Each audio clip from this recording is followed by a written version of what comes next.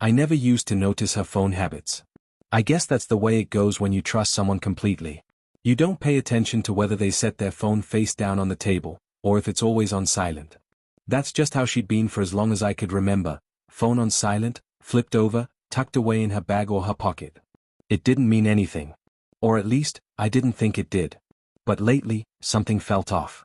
Maybe it was the way she kept glancing at her screen when she thought I wasn't looking, or how she seemed to carry her phone with her everywhere, even to the bathroom.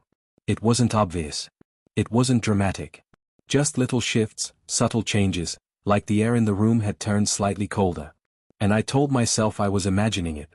I told myself I was reading too much into nothing, that she'd always been private about her phone. But then, late one night, something happened that I couldn't ignore. I was half asleep on the couch when her phone lit up. I only noticed because it was so rare. Usually, it stayed dark and silent, resting on the coffee table like an afterthought. But this time, the screen glowed brightly, casting a pale light on the room. At first, I thought it was just a notification, a calendar reminder, an app update. Nothing important. But the light didn't fade. It stayed on, steady, the name on the screen visible from where I sat today. It wasn't a name I recognized. Not a friend, not a coworker, not family. Just a name I'd never seen before, calling at 11:47 p.m. I turned over, pretending not to notice. My heart was racing, though I didn't know why. There was no reason to think it was anything more than a wrong number or a casual friend calling at a bad time. But the knot in my stomach tightened anyway. She didn't answer. She didn't even acknowledge the call. The screen went dark again, and she stayed where she was, scrolling on her laptop, as if nothing had happened. The next morning, I tried to act normal. We ate breakfast together, talking about our plans for the day. She laughed at one of my bad jokes, the sound so easy and familiar that I almost convinced myself everything was fine. But I couldn't shake the image of that name on her phone. It sat in the back of my mind, a question I didn't know how to ask. "Do you get a lot of calls at night?" I asked casually, stirring my coffee. She glanced up, her expression neutral. "Not really." "Why?" "No reason," I said quickly. "Just wondering." She shrugged and went back to eating, and I forced myself to drop it. But that knot in my stomach stayed, twisting tighter every time I saw her pick up her phone. I told myself I was being paranoid. She hadn't done anything wrong. A late-night call didn't mean anything. But the doubt lingered. A few days later, I noticed her phone screen lighting up again. This time, it was around midnight. I wasn't pretending to sleep, I was wide awake, sitting next to her on the couch as we watched a show. She had her phone in her lap, and the screen glowed just enough for me to catch a glimpse. I didn't say anything. I didn't need to. The way she tilted the phone slightly away from me, the way her posture stiffened ever so slightly, it said everything. "Who's that?" I asked, keeping my tone light. She looked up, her face carefully blank. "Just a friend." "A friend calling at midnight?" I said, raising an eyebrow. "Yeah, they're in a different time zone," she said quickly. "It's not that late for them." She didn't offer any more details, and I didn't push. But the unease in my chest deepened. I wanted to believe her, to trust that it really was just a friend. After all, people have friends in other time zones. It wasn't impossible. But the way she avoided eye contact, the way she flipped her phone back over after glancing at it, those were new. Those weren't the habits I'd grown used to. I decided I wasn't going to let it eat at me. I wasn't going to let my imagination run wild over something so small. So I stopped watching her phone. I stopped glancing at it every time it buzzed, stopped wondering who was on the other end of those calls. I focused on us, our conversations, our time together. I reminded myself why I trusted her in the first place. But then, one night, the phone lit up again. I didn't mean to look. I wasn't even thinking about it. But it caught my eye, and for the first time, I saw not just the name, but the message preview. Just a few words, but they were enough to make my stomach drop. "I miss you too." I froze. My mind went blank. It didn't make sense. Why would she be getting a message like that at 1 in the morning?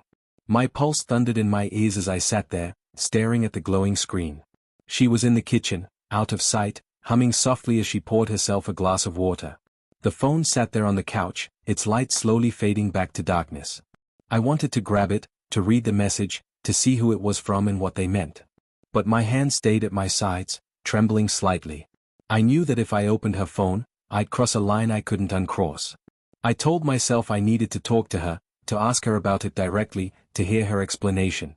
But the words caught in my throat, my chest tight with confusion and doubt.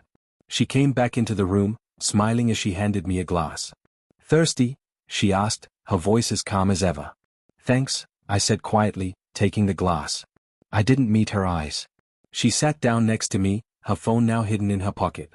I couldn't concentrate on what she was saying. I couldn't focus on the show playing on the screen. All I could think about was that message, those 3 words that didn't make sense. Those 3 words that changed everything. The first few days, I tried to tell myself that I was overthinking it. That message, "I miss you too," had been just a glimpse, a random text. Maybe it wasn't what I thought. Maybe I didn't understand the context. After all, wasn't it possible for friends to miss each other? People drift apart and reconnect all the time. It didn't have to mean anything. But the knot in my chest only grew tighter. I started noticing more and more moments that didn't feel right. She'd be scrolling through her phone, her expression distant, her lips pressing together like she was holding something back. When I walked into the room, she'd lock her screen a little too quickly. I didn't want to seem paranoid, so I tried to ignore it, telling myself that she had every right to her privacy.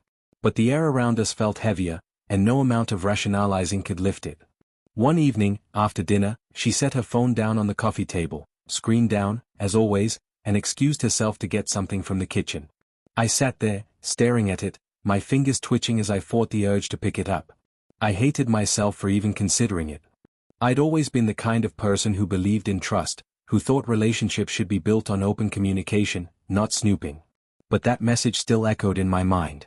"I miss you too." I took a deep breath, reached for the remote, and flipped through the channels instead. When she returned, she picked up her phone without a second thought, checking it quickly before slipping it into her pocket. Her smile seemed easy, her voice light as she asked me about my day. I wanted to believe that everything was normal, that I was imagining the distance I felt. But as much as I tried, I couldn't shake the nagging doubt. A week later, another late-night call lit up her screen. This time, I didn't say anything. I just watched her reaction. She glanced at the phone, her face neutral, then put it back down without answering. She didn't even seem surprised. When I asked about it the next day, she brushed it off. "Just someone from work," she said. "They probably didn't realize how late it was." It sounded plausible. It sounded innocent. But it also sounded practiced, like she'd already prepared that answer. I nodded, pretending to accept it, but the knot in my chest didn't loosen. It was the way she said it, the slight pause before her response, the careful tone. I told myself I could either let it fester or finally ask the question that had been eating at me. So that night, as we got ready for bed, I tried.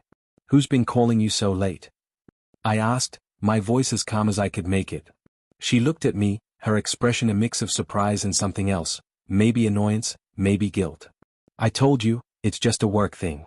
Why are you so worried about it?" "I don't know," I admitted. "It just seems strange. You never used to get calls that late."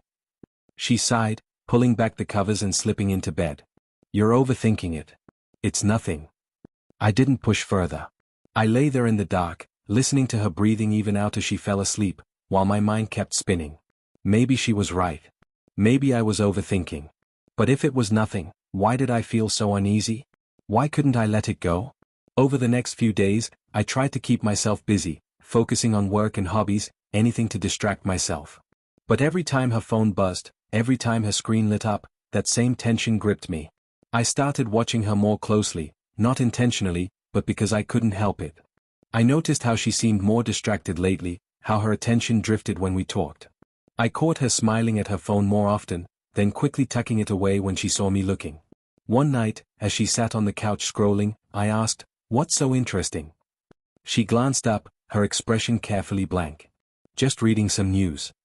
I nodded, trying to sound casual. "Anything good?"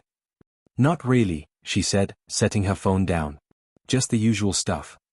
I smiled, pretending to let it go, but my chest felt tight again. I didn't want to be this person.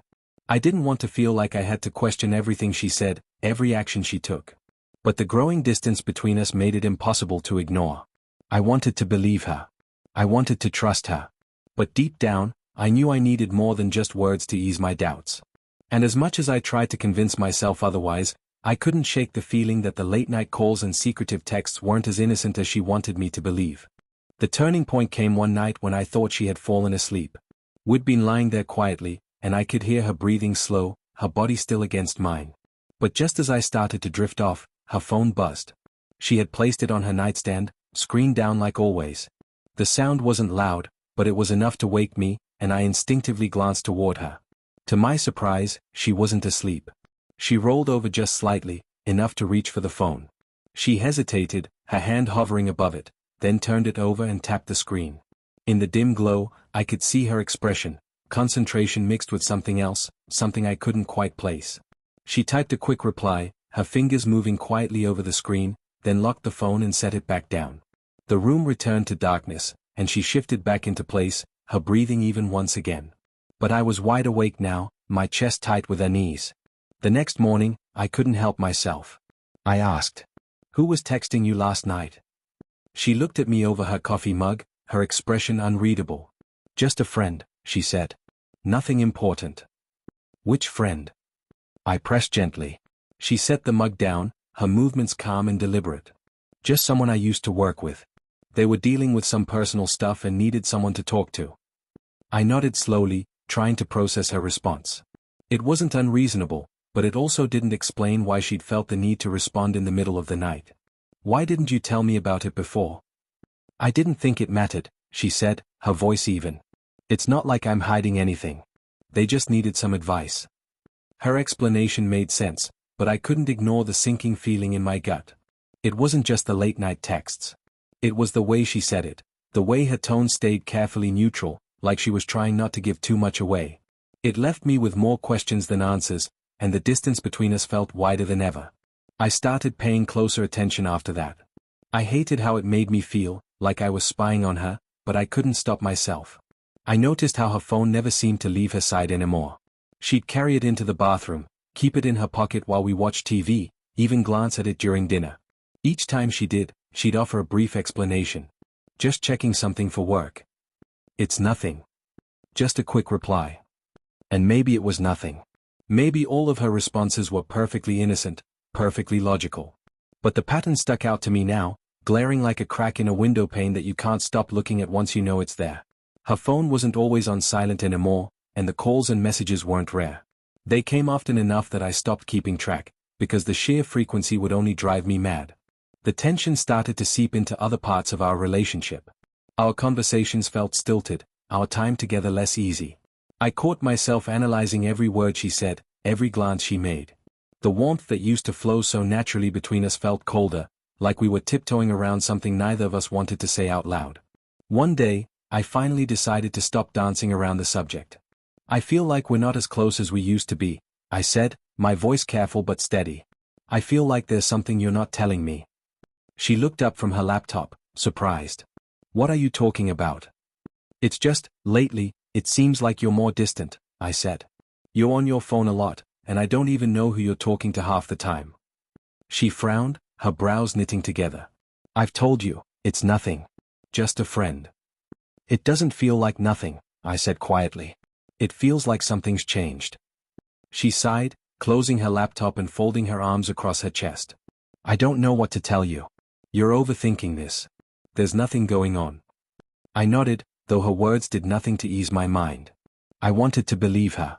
I wanted to trust that she was being honest.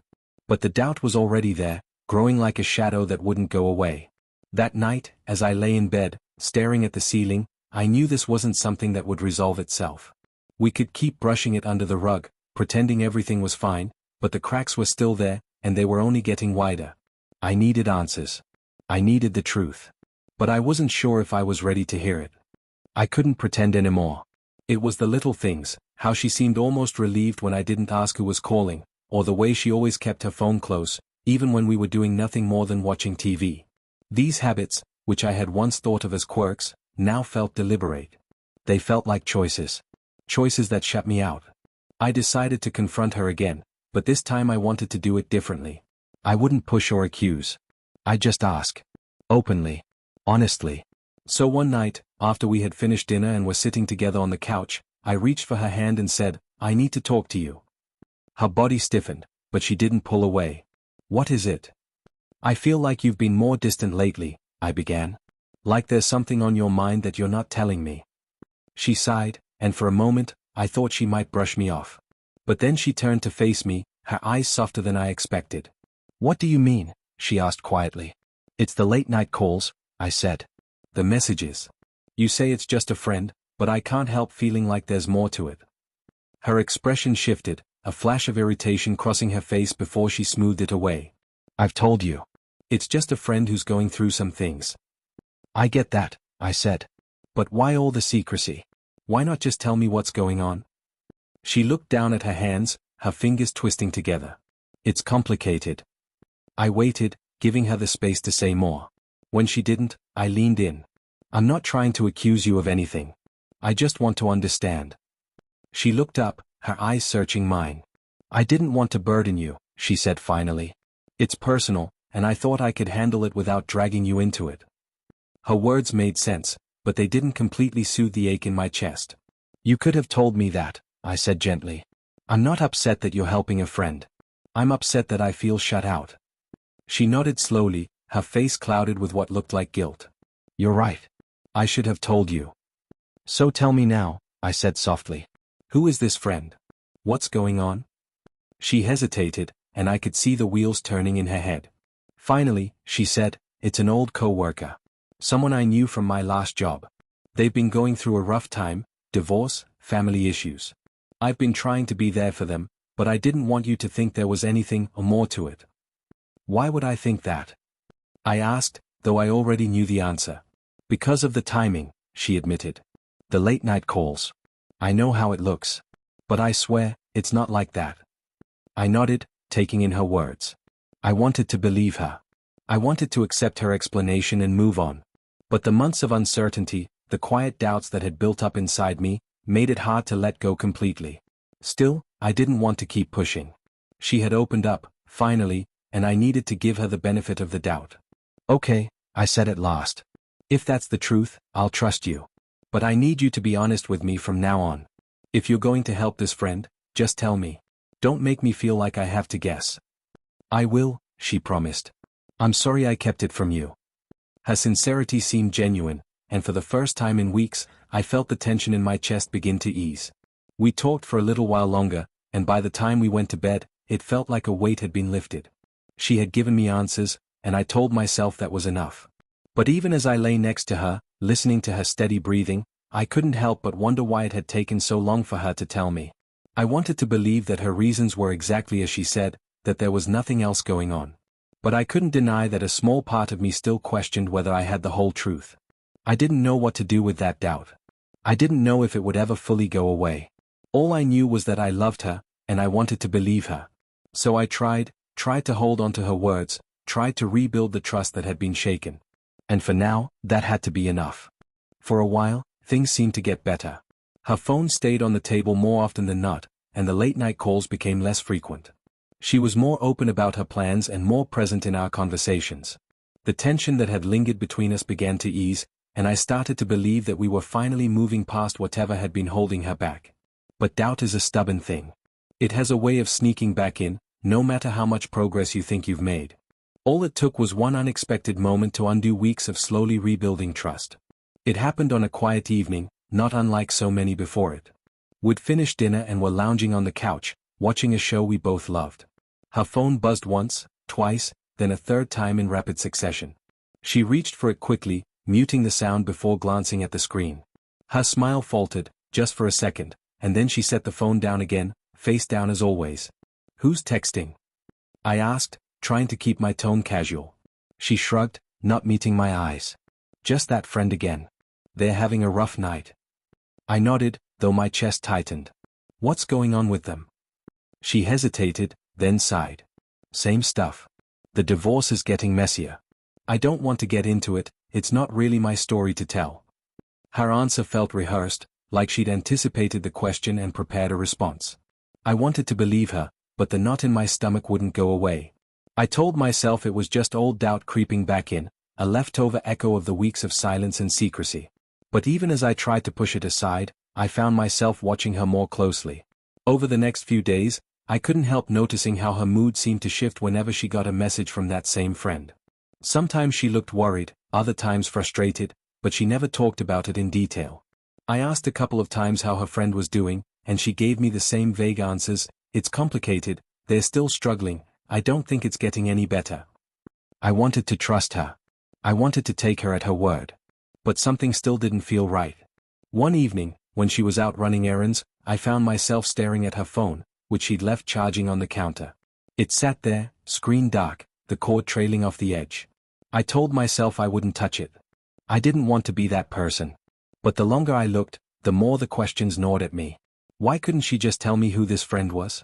Why did it always seem like there was something she wasn't saying? I picked it up and turned it on, my hands trembling. Her messages were locked, of course. I couldn't see who had been texting her, couldn't read the conversations. I felt a wave of guilt for even holding her phone, and I set it down quickly. I knew this wasn't the way to handle it. I couldn't demand trust while violating hers. But the unease didn't go away. When she got home, I tried to act normal, tried to pretend I hadn't been standing there, debating whether to unlock her phone. She smiled at me, kissed me on the cheek, and went about her evening as if nothing was wrong. And maybe nothing was wrong. Maybe it really was just a friend who needed her support. Maybe I was the one creating problems where there weren't any. Yet, as I watched her settle onto the couch, her phone now safely back in her hand, I couldn't shake the feeling that we were both tiptoeing around something neither of us wanted to confront. The gap between us was smaller than it had been, but it hadn't closed completely. And until it did, I knew I wouldn't be able to let go of the doubt that had taken root inside me. I spent the next few days telling myself it was time to let it go. The truth is, I hated how the whole situation had turned me into someone I barely recognized, distrustful, constantly questioning, and always looking for signs that something wasn't right. I wanted us to get back to what we had before, to the kind of trust and closeness that didn't need constant reassurance. But no matter how much I told myself to drop it, the doubts kept creeping in. One evening, I decided to take a walk to clear my head. It was cool and quiet outside, the kind of evening that should have been soothing. But even as I moved through the familiar streets, I couldn't shake the feeling that something was unresolved. The late-night calls, the texts, her careful tone whenever I brought it up, all of it felt like a puzzle with pieces missing. And if I couldn't find those pieces, I knew I'd never be able to stop wondering. When I got home, she was sitting at the kitchen table, her phone in her hand. She looked up and smiled, but I could see the tension behind it. "Hey," she said. "How was your walk?" "It was good," I replied, trying to sound casual. "Just needed some fresh air." She nodded and went back to her phone, and for a moment, I just stood there, watching her. Finally, I sat down across from her. "I've been thinking," I said, my voice calm. She looked up again, her eyes narrowing slightly. "About what?" "About this whole situation," I said. "I feel like we keep dancing around something that's bothering both of us. I don't want to keep guessing. I need to know what's really going on." She hesitated, her hand hovering over her phone. "I've told you." "I know," I interrupted gently. "You've said it's just a friend. But it doesn't feel like that's the whole story." Her shoulders slumped, and she set her phone down. "It is the whole story," she said quietly. "But I can tell you don't believe me." I shook my head. "It's not about believing you or not. It's about how this has been handled. I don't feel included, and that makes me wonder. If it's nothing, why can't we talk about it openly?" She looked at me for a long moment, and then her expression softened. "You're right," she said. "I haven't been as open as I should be. It's just that, this friend is going through something really personal. They confided in me, and I felt like I needed to protect their privacy. But I see now that by doing that, I made you feel shut out." Her words surprised me. They felt genuine, and for the first time in a long time, some of the tension in my chest began to ease. "I understand wanting to respect their privacy," I said. "But I also need to feel like we're on the same team. That I can trust you completely." She nodded. "You're absolutely right. And I'm sorry. I never wanted to make you feel this way. I should have been more transparent from the start." "Thank you," I said. "That means a lot." We sat there for a while, talking more openly than we had in weeks. She told me about her friend's struggles, nothing too personal, just enough to give me a better understanding. And I told her about my doubts, how the lack of communication had made me feel.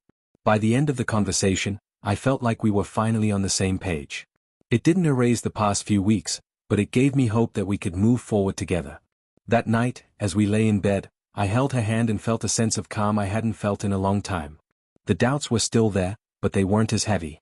I knew it would take time to rebuild the trust that had been shaken, but for the first time in weeks, I felt like we were headed in the right direction.